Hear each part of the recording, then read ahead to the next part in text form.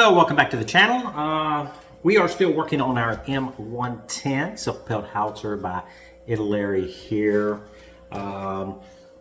In the last video, I think this is part 8, but anyway, yeah, it's modeling. It's not a race, so we just take our time and do everything as best as we can.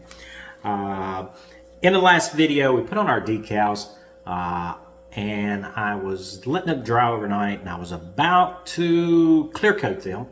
And then I decided that there's something that we need to take care of first before we do that clear coating. And that's our pioneering tools. So back in step 3, we were supposed to install those pioneering tools there on the rack, on the back of the vehicle.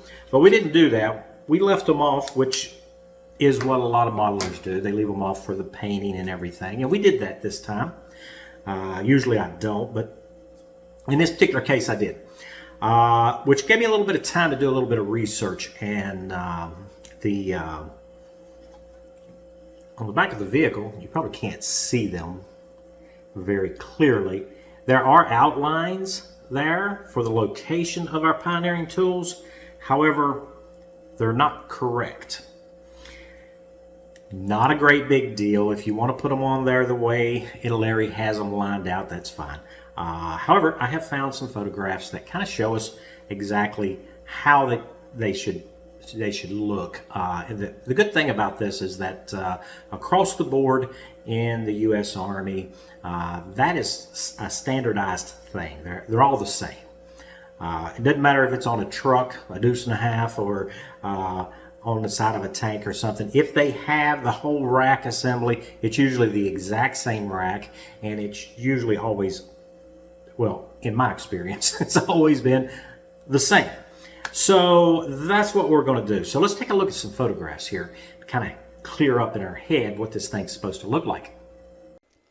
So in this photograph, you can see how the tools are oriented. And if you look at the axe, you can see the head of the axe is actually set into a sleeve there. Here we have a different angle here, different view, so we can better get an idea of how those are arranged. And we can also see that the matic head is partially hidden by the actual spade of the shovel. We can also see the tie straps that are holding these tools into place, which is something that we really want to know. Here in this photograph, I've circled the center of the matic head there, or pick matic head. That little detail there where it's got that hollow in the center, it's not there in our kit. So I did go ahead and drill ours out so that we'll have that little detail on our Pigmatic head. Now let's use some medium CA glue right there to attach these. And the reason why I'm doing that, of course, is because all these items are painted up, and that CA glue will help give us a really good cemented attachment point there to keep them from falling off the vehicle. In these cases, the Tamiya Extra Thin really doesn't work very well. And I'm starting with the axe, and we're going to put it at the top of the rack. Now the vehicle's upside down because of the angle of this rack, so that's kind of the reason why I'm doing it so that we can actually see what we're doing. And I am disregarding those tool outlines that ITALERI has provided for us. Now you could go ahead and do it that way if you like. So next up, we're going to put the matic handle into place there. And I do want to check and make sure that I'm going to get the Pigmatic head in the right location. Now, it may not be exact according to the picture, but it'll be a lot closer to reality. So once I've got that sized up, we'll just put a little bit of CA glue on it, and we can go ahead and attach that. Now, the reason why I'm doing it now before we, go do our gloss clear coat, and then eventually we'll be doing the flat top clear coat. is because the CA glue is glossy, and we do want that to blend in nicely with our finished vehicle. So we need to get these on before we do all that clear coating. And there we go. That's what the tools look like. Now we are missing some things here, and that would be the before mentioned straps that actually hold them to the vehicle. So we're going to be using the 1mm wide Tamiya masking tape to simulate our tie straps that hold them into place. Now we did the same thing with our fuel cans a couple or so videos ago. So I'm going to use a little bit of CA glue on the end of the tape and get that to stick down where you can't really see anything. And we're going to let that grab a little bit. And then we'll just take and kind of bend it around a little bit and get our length. And then we'll just go ahead and cut that off so that we don't have a lot of excess strap kind of laying around inside our rack there. And then we'll just add a little bit of CA glue to the end of that little piece of tape. And we will go ahead and press that down into place and let that dry. And it's the same process for the strap that's going to go around the handle on our shovel that holds that one into place too. Now we do need to paint our little straps up, and this is the olive green that we used on the same straps that we put on our fuel cans and fuel can holders. So we're just going to use that same color here for these straps. So I did decide to go ahead and put these bumper numbers here on our recoil spade. And yeah, so they're nice and dry. I know the diagram doesn't show it in the instructions, but I just feel better about it. And I think it looks much better and more realistic with those installed. And now we can use our gloss acrylic varnish from Vallejo here, slightly thinned for my airbrush. And we're going to seal in all those little details, our tools, and of course all the decals. Now with our decals all sealed and dry, we're going to use this Tamiya panel liner here, which I have slightly thinned because the panel liner can be a little bit thick. We're going to use it to outline all the details on our vehicle here, and I will admit this is a process that I absolutely I despise it. I really do, but it brings out all those little details that would otherwise be, they would just disappear on the vehicle. So we are going to go around and every single edge and bolt and all that good stuff, we're going to put a little bit of panel liner around it there. Now I won't bore you with the entire process because there are a lot of little joints and seams and everything that we need to put this panel liner on, but it is an enamel-based product, and we're putting it on over a clear gloss coat, which is going to help with the cleanup. So with our panel liner applied, as you can see, I've got spots of panel liner kind of all over the place here. Even though I did use a fine point long brush to apply it, it does need to be cleaned up. And we're going to use enamel thinner to do that because the panel liner is an enamel product. And since it's applied over a gloss coat, it'll clean up fairly easy. I'm just going to use a cotton swab with enamel thinner applied to it, and we're going to dab off a lot of the excess there. We don't want to flood the surface with it. We're just going to use it as an eraser, more or less, to clean up all those little splotches that we don't want on the vehicle, to give us some nice clean panel lines there. And we'll do this around all of the other little details like the bolts and the hinges and all that to clean off all the excess. And you do want to pay attention to that because the cleanup process is just as important as putting the panel liner on because you don't want any unwanted panel liner blobs on your paint job. So it does help to kind of set this aside after you go over it once and come back and look at it again and scrutinize the entire surface of the vehicle. And this is going to also include our road wheels and, of course, the gun mount and the recoil spade and every part of the vehicle that we've applied our panel liner to. Now next up, I've mixed up some more of my chipping color here and tried to match the color as best I can. And the reason why we're going back to chipping is we actually need to kind of integrate our decals into the paint job. Now, if you put your decals on first before you do your chipping, then you don't have to come back and do this. I didn't do it that way because I opted to do the chipping before we put the clear coat on and did the decals. That way you guys could see better how the chipping was going, because it's really hard to see your chipping over a gloss coat.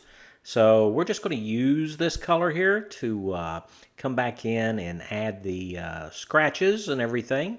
Kind of move them up through the decals. That makes these kind of look like they're painted on and that they've acquired the damage that the paint has acquired on the rest of the vehicle. You don't have to do it on everything, but you do need to do it on all of the decals that are really low on the bottom of the vehicle for sure.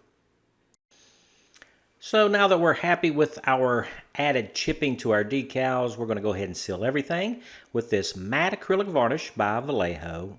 And it is a water-based clear varnish. And I've got it mixed for my airbrush. And we're going to seal in all of our panel liner and then dull down that glossy surface. So now we need to take a look at some photographs of the actual vehicle here. This is so that we can get an idea of the things that we need to paint extra, and that would be these sections which I have circled in orange here. Now these are the cylinders that are on here, the hydraulic and the main cylinders for the gun cradle. We need to paint those in chrome, and as you can see up on the gun cradle there, it's only about half of the length of it there that is actually painted chrome. The rest of it is painted in the color of the vehicle. So we're going to take care of that. I also circled in yellow these wooden chocks that you see the gun crew has placed between the road wheels. I don't plan on doing that on my vehicle, but if you are going to put it in a diorama, it's nice to see these little added details here from historical photographs. So you might be able to use that. Now, the first order of business is to mask off these cylinders here for our gun cradle. That way we can paint that chrome color onto them there.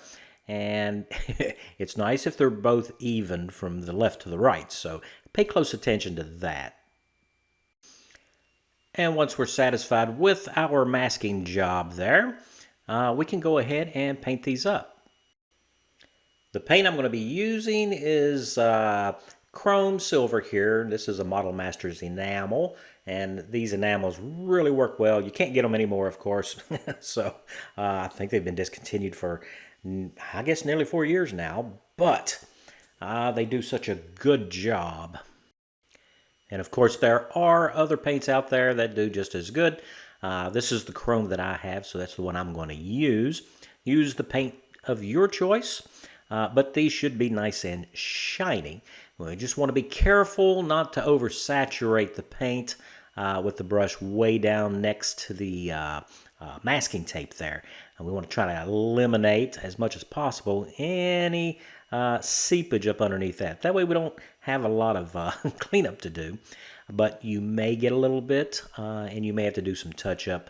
But we're going to go ahead and paint these cylinders up here, as well as the feed tray cylinder. So there is a small cylinder here, which we saw in our photograph, that has a ram on it, and this is for the little feed tray there that holds the round going into the gun.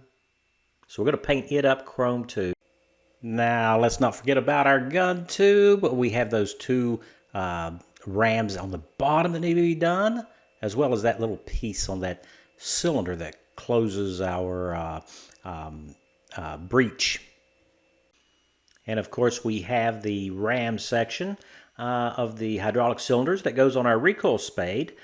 So those need to be painted up in chrome as well. And those actually go all the way up to the connector on the end of it there. So we'll have to paint both of those. So it's going to take a little while for our paint to dry since this is an enamel paint. So we're going to set these aside and we're going to go ahead and start working on the rest of the vehicle. And that would be the items that we can go ahead and assemble. So I'm going to use a little bit of CA glue here to attach our seat for our crew here. I'm going to have mine in the down position. Now, if the gun is in firing position, you would have the seat folded up. But I'm just going to put mine in the down position. That way we can see the seat detail there. And by using the CA glue, we can actually get it stuck into place. And we do need to get it parallel to the deck of the vehicle there, you know, the fighting area on the back of the vehicle. And you got to be kind of quick with it because it only takes a few seconds and this medium CA glue will grab hold, and then you'll be kind of stuck with it. So we do have these little steps here that kind of go over those dust guards or mud flaps, whatever you want to call them there, on the very back of the vehicle there. And I'm going to use CA glue to get those into place too. Now we do have a left and a right, so make sure that you get both of those into place. Now while we're at it, we're just going to go ahead and put our fuel cans with their fuel can holders into place. We have the one that goes back here on the fighting deck, and it has that little outline there that ITALERI loves to put on for part locations. So we'll get that can cemented into place, and we're still using our CA glue. Now when it comes to the fuel can that's behind the driver's compartment there, if you see here in the picture how that mount is actually positioned, the instructions have us putting it on the wrong way. So the back side of the mount actually faces outside of the vehicle or outboard. So that's what we're going to do. And again, we're still using our CA glue to put that in. And so, yeah, this is not the first thing that ITALERI kind of got wrong. And I do understand them wanting to face it around, but this is actually the way it's supposed to go. So we're going to put ours in place just like the photographs show us. And if you look, I also went ahead and drilled 4 little holes in the back of the mount there because those would be mounting holes for other applications. But all those fuel can mounts are identical, so they would still have that little detail there. So we added that. Now we can go ahead and add our fire extinguisher too. And again, they have that little outline on the deck for you to set it down into place. And I think our fire extinguisher is looking the part there. And speaking of things missing in the, or not correct in our instructions, I went ahead and put these chains on that aren't even mentioned in our instructions to hold our seat. Next item we're going to work on is going to be our cable reel here for our communications wire. And for that, I'm just going to use this black nylon thread to simulate that commo wire that gets kind of rounded up under or around it there. I'm just going to cut us off a piece here, and we're going to use a little bit of CA glue there to attach it to the actual reel drum there. And I am going to have to hold it here for a minute or so until that CA glue actually grabs our little piece of wire here, or thread. Now once the end of it is secure, I am using my little alligator clip helping hands here to hold our reel. And that's because when they molded this piece, they molded all of it as just one piece. So it would be easier to do if the reel was separate. And since it's not, we have the unfortunate task of trying to thread our thread around our reel here instead of just wrapping it around. So it is kind of tedious, but that little helping hand there really helps. Now, I was having trouble trying to keep the thread taut while we were trying to wrap it. So what I did was I made me a little hook out of a piece of wire here. That's just jeweler's wire that I use for many different things. And now we can just reach up in between there and snag that thread and keep it pulled tight around our drum. And then we can keep wrapping it around. And it is going to take, several passes to get enough wire on it to make it look realistic. But by making this little tool, it really, really aided in me being able to kind of wrap this around.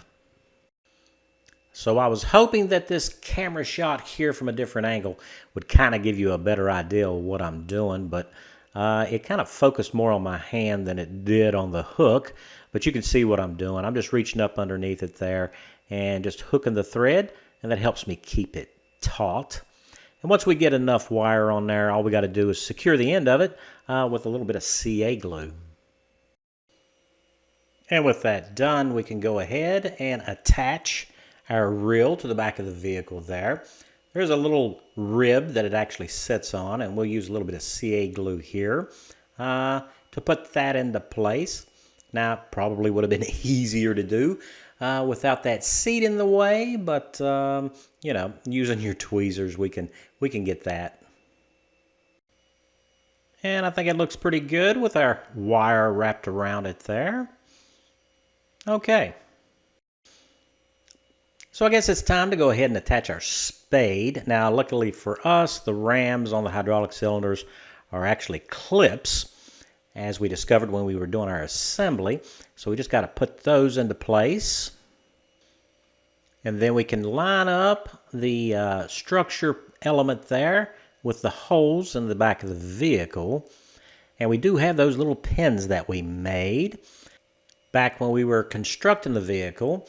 And we're just going to grab that with our tweezers and kind of wiggle that down into the hole there. So we do need to kind of line that plate up that we made where it looks like it's supposed to go. And with that done, I'm just going to use Tamiya Extra Thin here, a little dab on that little extension there. And that should hold it into place for us. There's no real load on that, so that should do just fine. And we'll just have to put the pin in on the opposite side. Now, when it comes to the opposite side, the alignment is not perfect, which is okay.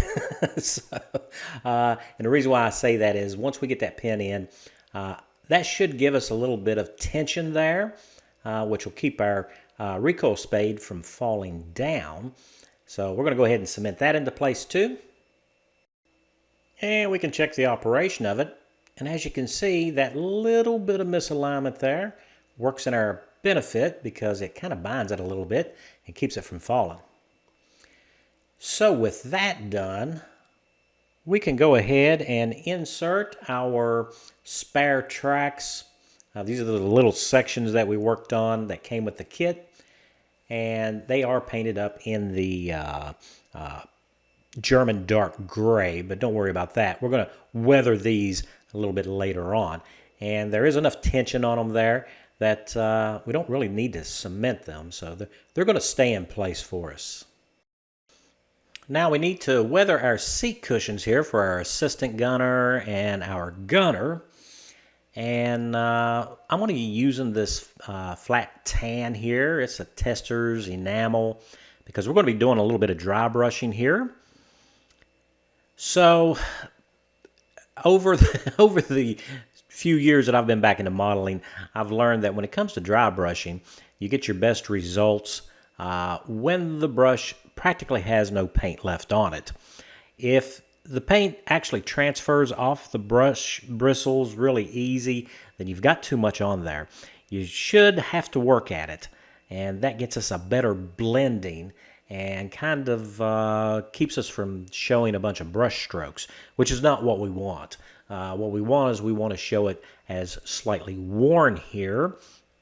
So as you can see, I'm kind of going at it pretty hard just to get that paint off and onto the surface there. So we're just going to put it on where the driver sits, and then right on the edges too, because you can imagine the driver, not the driver, but the gunner and the assistant gunner, as they slide in and out of these seats, they're going to be coming across those edges. And we're just going to work that on, and hopefully it comes out okay, because I'm not very good when it comes to cloth and seats and stuff like that, but I think we're going to be able to achieve our goal here. So yeah, I think that looks pretty good. Not too bad. Should be a nice addition to the rest of the vehicle. We'll go ahead and do the other seat as well. So we can't forget about that folding bench seat for the rest of the crew there that ride along with the gun. So we're going to use the same technique there to get both the seat cushion there and then the back of the seat kind of weathered up for us. You know, to get it to kind of look like something like this, I guess. So that doesn't look too bad. A little touch up here and there. Now remember, because it is an enamel product, you can come in, if you get too much paint on there, use a little bit of enamel thinner, and you can kind of clean that away. So that looks pretty good. So when it comes to attaching our seats, we're going to use the Tamiya thick cement for this. And the first seat that we're going to attach is going to be, well, actually it's not the first seat. It's the only seat that we're going to attach right now. This is the assistant gunner's seat. And just using that thick cement there, and you can tell on the bottom of the seat because it's got that half moon shape on it there. And we'll just put that into place. And this thick cement will kind of fill that gap and allow us to adjust it a little bit there to make sure that it's sitting nice and level. Now when it comes to our gunner's seat, I kind of figured we'd probably have a little issue here. It just sits on the top of its the seat mount there. However, for the loader, if we put that seat into place, the loader won't be able to swing all the way to the side of the gun. And that's kind of an issue since we've already put the crew seat into place in the down position. As you can see, if the loader is not swung all the way over to the side of the gun mount, then we're not going to be able to actually sit our gun mount down onto the chassis. And that's kind of an issue for the moment. Just something we'll have to work around. So what we'll do is we'll put that seat on later after we do the final assembly of our actual gun here. That way we'll be able to get this thing into place. So yeah, we do have to leave that seat off there so that this loader here will actually clear the little bench seat that we've got into place there. But that's okay. That's not a big deal. So yeah, we got all that done. So next up, we're going to have to do we still got to do our tracks. We got to weather our tracks and put the pads on and then weather the vehicle. And then that should be the end of it. that should be the end of this particular build. I hope that you guys have enjoyed this. We got a lot done, and we're getting really close. I think we'll be able to wrap this up in the next video, and then move on to something else to mess up. So, special thanks to all my subscribers. It's because of you guys I keep making these videos. I hope that you've enjoyed this one. And if you're new to the channel and not a subscriber, I hope that today I earned your subscription. And if you'd like to leave me a comment, please do. I'd love to hear from you guys. And don't forget to like the video if you enjoyed it. So, until I see you guys next Friday, you guys stay safe.